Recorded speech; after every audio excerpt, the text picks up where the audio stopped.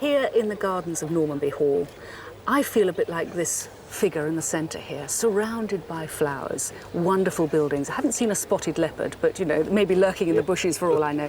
It's a great embroidery. It's in lovely condition. How did you come by it? Well, my daughter who lives in Australia is coming back to England shortly. Don't tell me it's from Australia, because I simply won't believe you. It's not from Australia. It's coming back to England shortly, and she was wanting a house. And we purchased a house for her in the village where we live, and we acquired the contents as well. And this was left among the contents. I simply don't believe you. Things like that don't happen anymore. Just occasionally. You lucky chap. Do you know what it is? I know it's an embroidery. I believe it's 17th century. And that's about it, I think, really. Well, you got a good start, I have to say. Yes, it is. It's a wonderful piece of English domestic embroidery. And this style of picture had a real flourishing in the 17th century. From the time of Charles I into the Puritan period, they were still embroidering then, and then again in the Restoration in 1660. But this figure here, although I have an idea who she is, could be drawn from all sorts of references. Sometimes you might find that it's a biblical scene. But in this particular case, I happen to know that this figure actually appears in an illustrated book by Thomas Johnson of 1630.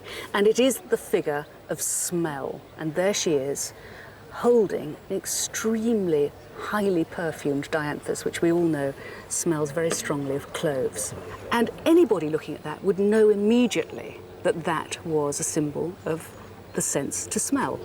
And she's surrounded by all these wonderful flowers that you'd find in any Stuart knot garden.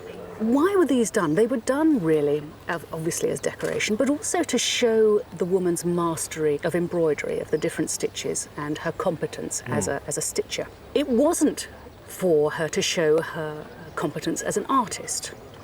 And all these various elements, absolutely everything in it, maybe with the exception of that little castle, have been drawn from the printed books of the period.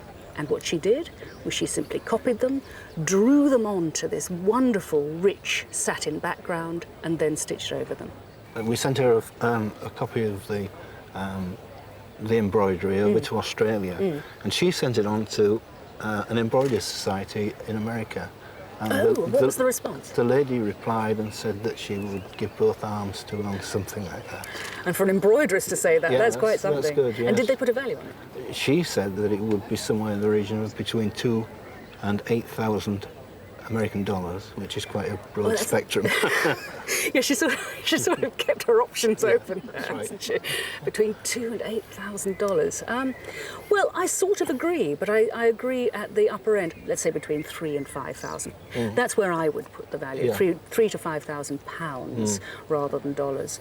No, I mean it's a cracking thing, and to have it really thrown in with the house. You just don't hear stories like that anymore. Do. And I'm always in the wrong place at the wrong time. Yeah, it's my first time. Well done.